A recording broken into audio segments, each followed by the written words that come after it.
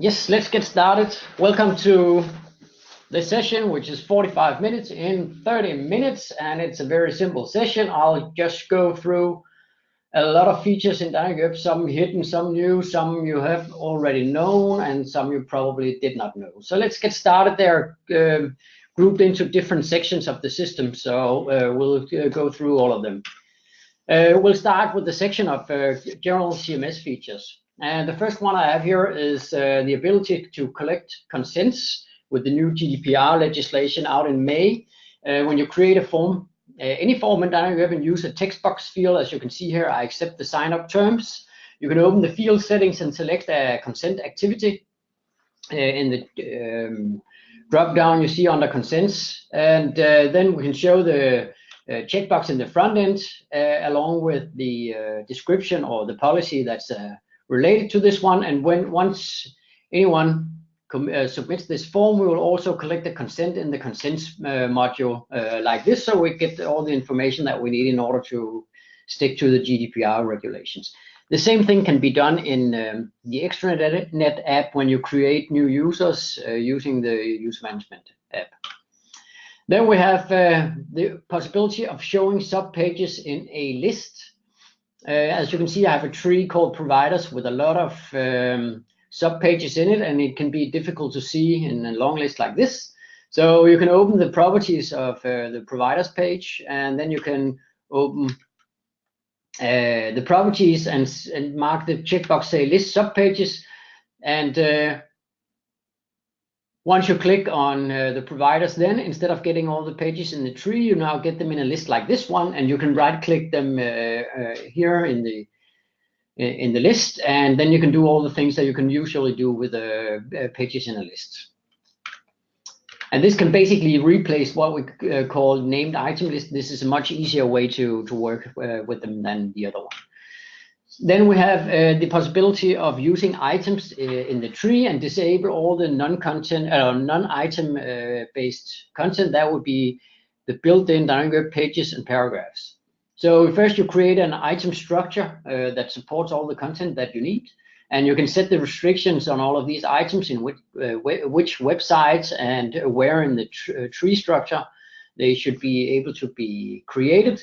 And then you go to the management center and disable all the standard paragraph and standard page, 2 checkboxes in here. And now you have full control over the content structure, so you ensure that people create the right types of content, the right places in the tree. In the file manager, it's now possible to search subfolders. There's a new checkbox in the file manager itself. And when we select the file from one of the image selectors and so on, there's also a new checkbox, so you can search also in subfolders when selecting files. Very quick and efficient, saves a lot of time, big wish.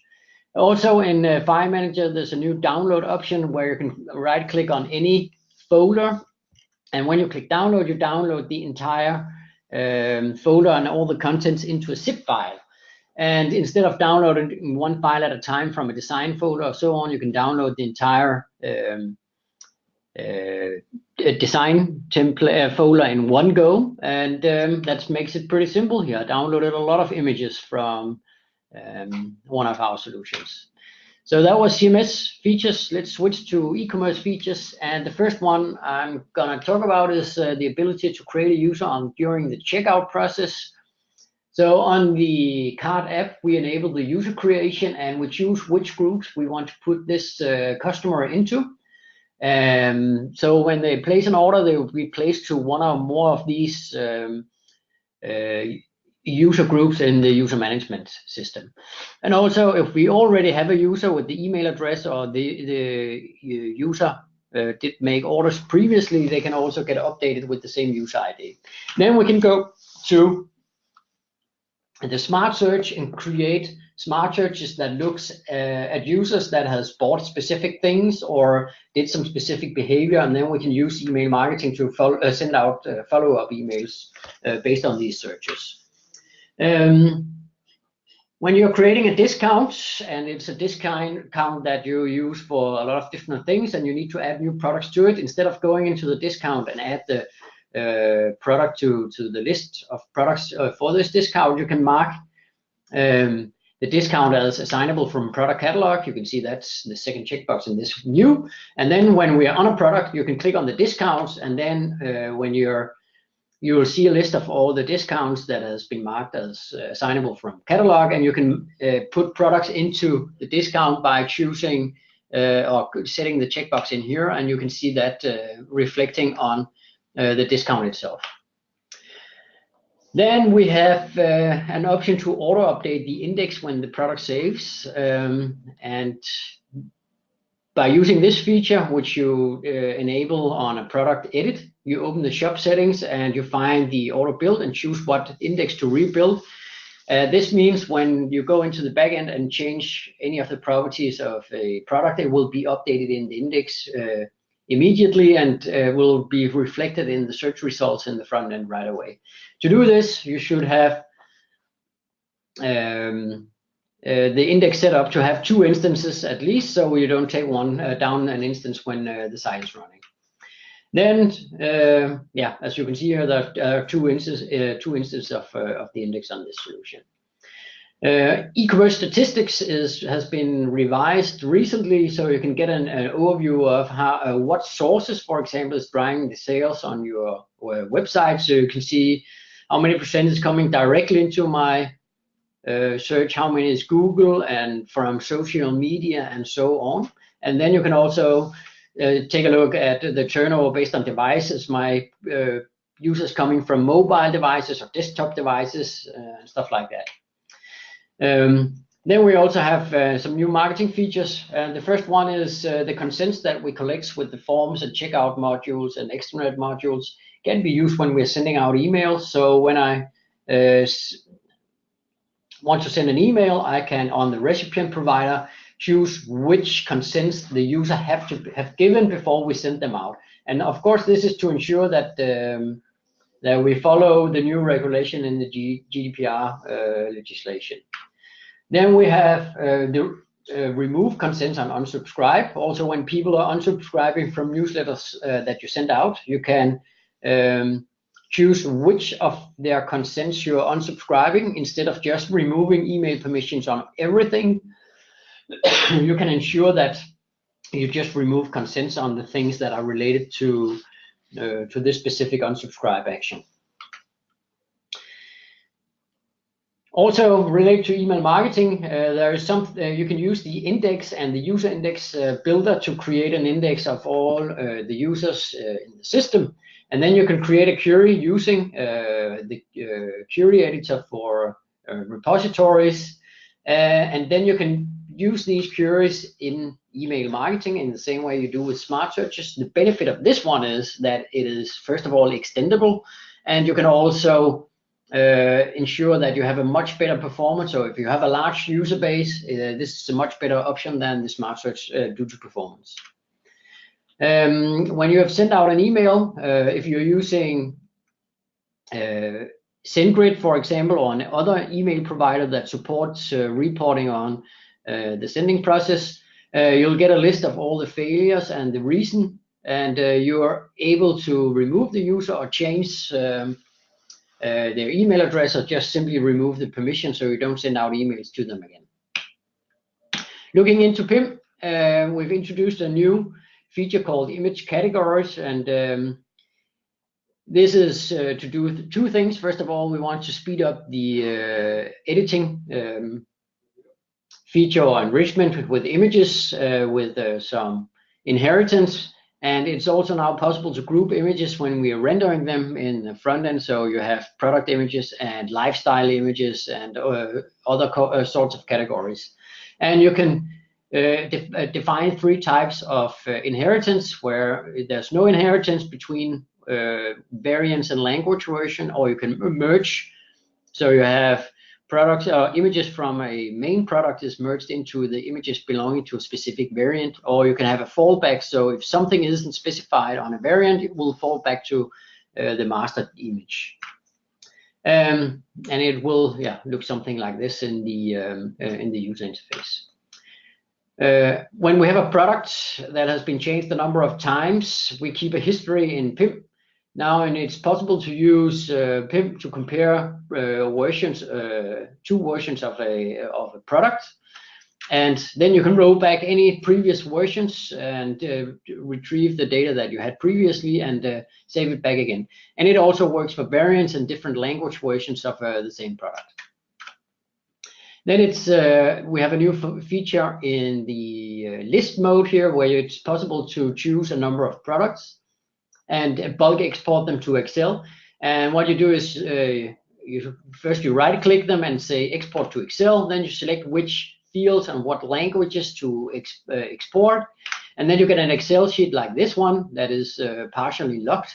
And this is a simple way to do translations or updates to a lot of fields in one go, and then you can re-import the data to the PIM. Then we have a combined products that can be used to take 3 different standalone products and combine them into one product family. And this is useful in import scenarios where you don't have variants in your remote system. For example, you can combine all of them into a variant or just to a product family, and then you get all the inheritance from fields and category fields and so on, making the enrichment process a little more lean. And once you combine it, you choose what is, if you want to combine them as a variant or as a family. And if it's a variant, you can select what variant groups it should be grouped by. And then you can choose which is the master and which product is which of the variants. We have questions. We take them afterwards, Adrian. Okay, and then also in the PIM, we have a list of products, and I have a possibility of choosing a number of them, and then select create non-existing language version, which is an option you can find in the ribbon bar, and that will basically give you a possibility to translate or make a copy of these products to all the languages that you specify. So now they're all translated, or not translated, they are localized, so you can go into a translation option. And then we have also the opposite way around. So if you have a product that has been partially translated and you want to go back to the default language, you can right-click, or you can click the delocalize icon on the language version itself and remove in this situation, the Swiss version, because we already have a German version. And then you see the product does not exist in the language, and then you can do a new translation or localize one of the existing versions back to Swiss. Using widgets in PIM, it's possible to create queries using the query feature in PIM. And then you can insert them on the dashboard in a counter. You choose a query, give them a title and a possible subtitle, and you set up some rules for which color to show. So if there's a specific number of results in the query, you can change the color of the count tile. And this is how it will look. So we can say when the number is 0, everything is good. If it's more than 0, it's yellow, but if it's more than 10, it's red, meaning I need to do something about it. And you can click directly on these tiles, and you get a list of the products that is in the counter itself. So on the platform feature front, we also have a number of new features or things you might not know. The first one is consent activities, which is now having a rich text editor, making it possible to do a little more information and insert images and links and so on.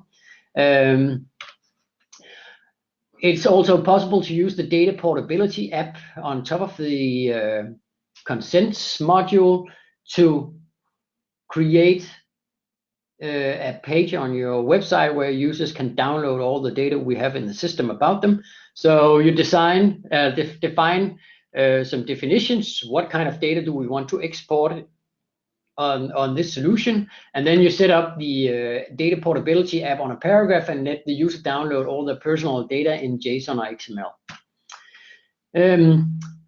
In 9.4, we introduced a new permission system, and now you also have access to a permission matrix that makes it possible to quickly configure user permissions at the group level. So I have a group called newsletter. I can right-click it, and set the permissions, and then I get this permission overview of all the permissions of the different areas, websites and settings and languages and so on in the system. So it's basically the overall permissions of the solution, making it very easy and fast to set up the basic permissions of a role.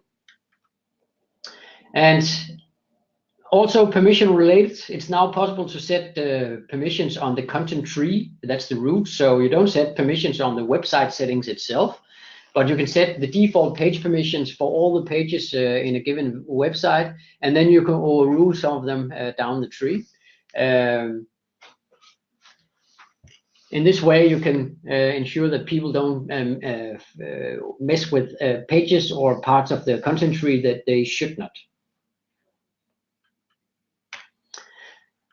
Then we have the configurable dashboard widgets in general. Everywhere where you see a dashboard in Dynamicweb, which is some places these days, it's possible to remove all of the widgets and insert new ones or sort them.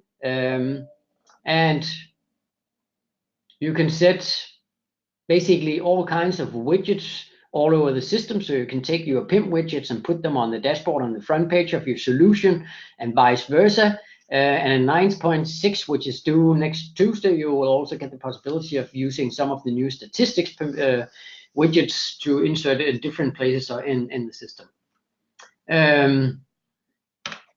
Yeah, in this way, as we saw it before, you can insert tiles with different colors in different sections of the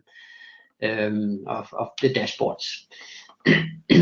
In the index, it's possible to create your own field types, not indexing custom fields, but creating your own field type definition. And by doing this, you can control what kind of information it is. You can add analyzers that will treat the data in a specific manner. And once you map that to a field, you can choose your own source field type on when you're indexing, and ensuring that all the data when being indexed is handled in the same way. And it's actually also possible to create your own analyzer, so you can get very, very detailed and nerdy on how data is processed into the index. Feature number 27, it's possible to create cookie categories using the cookie manager. And this is also partially GDPR related. It's possible to create categories for your cookies. So you have tracking cookies, or extranet cookies, or functional cookies, and so on. And you create any number of categories you want, and then you define which cookies from the system goes into what cookie category, and you can also add your own custom cookies to this list. And then it's possible to render these selections into the front end, so you can group them and ask people for permission on the various cookies based on their cookie category. Number 28, it's possible to auto clean log files. A lot of log files can pile up in the system, and it's needed to ensure that they are cleaned out every now and then. And there is this setting on the logs where you can define folders where we have log files, and we can say to the system we want to remove all log files older than a specific number of days, and also look in subfolders. And yeah, you need to set up a scheduled task to ensure that this runs maybe once a day or once a week, and it basically helps you keep your solution clean and not pile up with a lot of data. Then there's the monitoring dashboard that is available only for cloud-based solutions. On your left side in the windows here, there's a monitoring node that you will only have access to on the cloud licenses. And in here you get access to this dashboard that gives you a brilliant overview of the status of your solution. Do we have integration errors, schedule errors, and compilation errors, and so on and so forth. In 9.6, we're going to see a lot of more tracking in here, so you can see if templates are wrong somewhere and what went wrong, and stuff like that.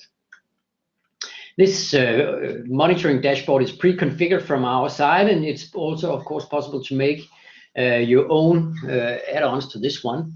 All of this is based on the new event system, and it's possible also to browse all events in the system using the event viewer. You can investigate specific areas into different categories and see what is going on by clicking into one of these events.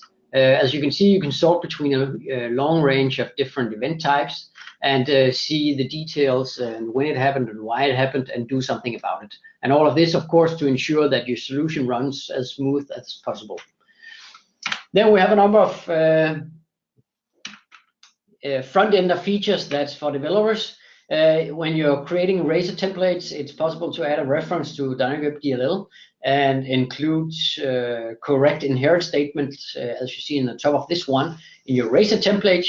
And in this situation, I'm using a view model, and that gives me intelligence instead of using template tags in Dynamicweb. And this is a much leaner developer experience compared to using the template tags and the reference.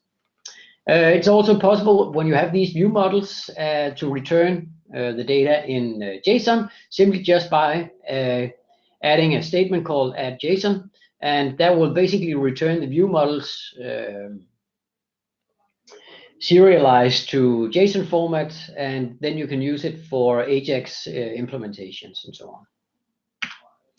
Developer features a little more hardcore on the integration framework. It's possible to set up an integration job to use paging, and you can set up some default or some page sizes and delays between the pages.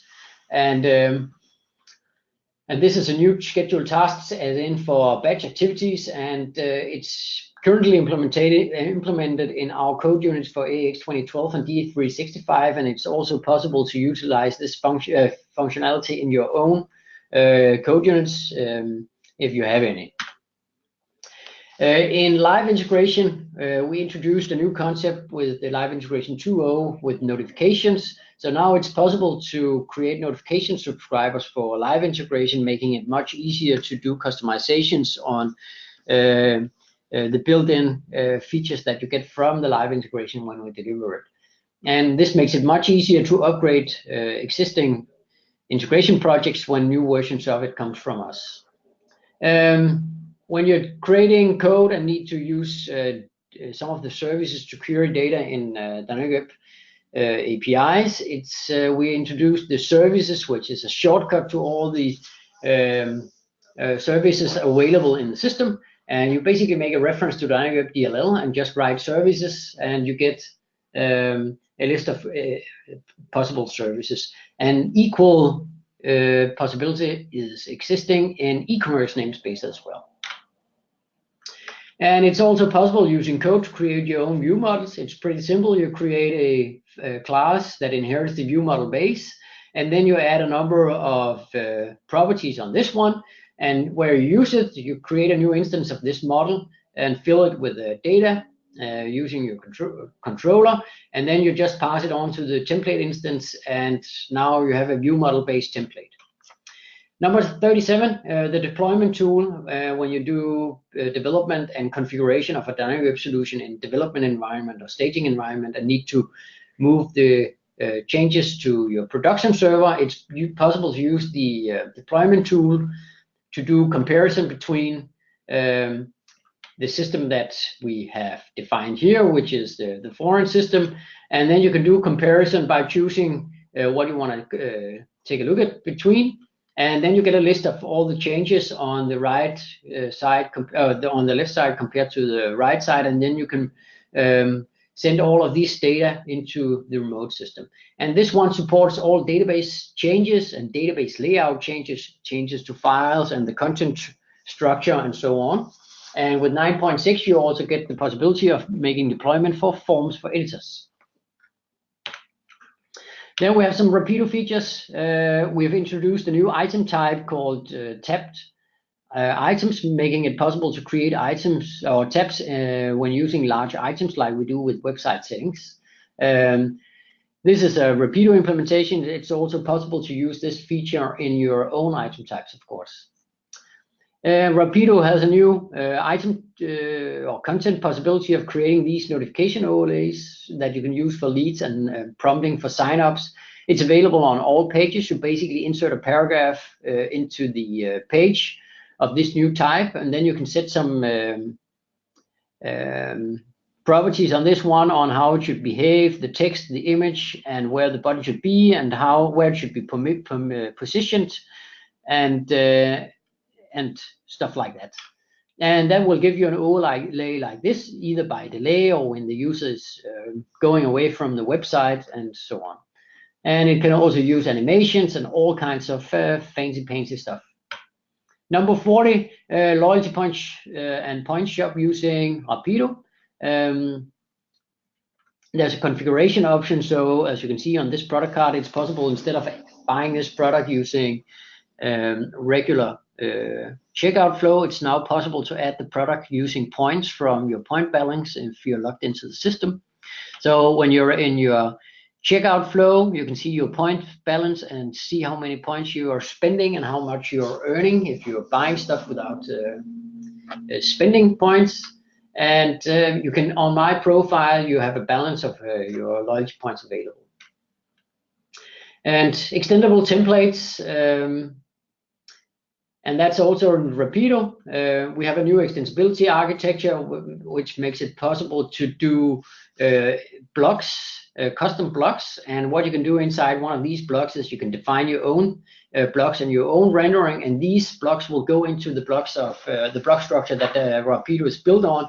So it's possible to merge in this example, an additional button or message into the mini card of Rapido without touching the standard templates, making compatibility with new versions much better. On the documentation side, there's an image handler example page that you can access, and it's a visual aid to help you with all the get image parameters and how it behaves in different scenarios. And it basically shows the same images rendered with a number of different settings, and it's a good help to learn how it works. Then we have the configuration guides for Rapido that is updated all the time with all the new things going on in Rapido, and all the settings are explained, so you have an idea on how to use this guide. And I also wanted to say there's a new beginner guide, or set up a new solution guide inside the Rapido documentation now, where you can have and where you can see all the steps you need to go through in order to set up an e-commerce solution correctly, with languages and currencies and so on and so forth. Number 44, improved PIM documentation. It has been rewritten, and there's a lot of new information related to the documentation related to PIM that is more accurate and more focused on how to work with data more than what the features do themselves.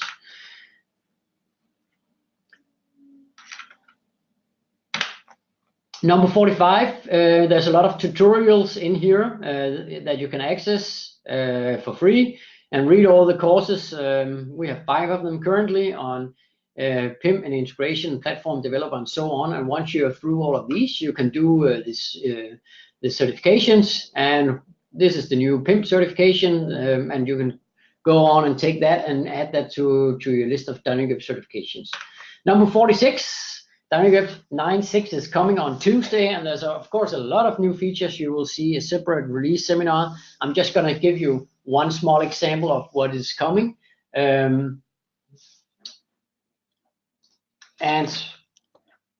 I'll just need to do like this. Now you can see, and these are a lot of new features on the discounts. And it's, for example, possible now to set a priority of a discount and stop processing them if one of the discounts are met. In that way, you ensure that the same order doesn't get 2 different discounts. It's also possible to set some new limitations. So if you don't add discounts to products that has already got another discount, or you can also limit the discount amounts. There's also a possibility of limits how many times the same user can use the same discount or voucher code. It's also possible now to see the usage and the revenue on the discount given for a discount, and when it was used, and so on. And other changes, the discounts are now grouped into order discounts and product discounts to give a better overview of what is going on in the discounts module. So that's one example of a new feature coming in 9.6 on Tuesday. So that's it for now. Thank you all for attending this webinar. And we can take all the questions. I think currently there's only one. If you have any more, just say so in the question pane.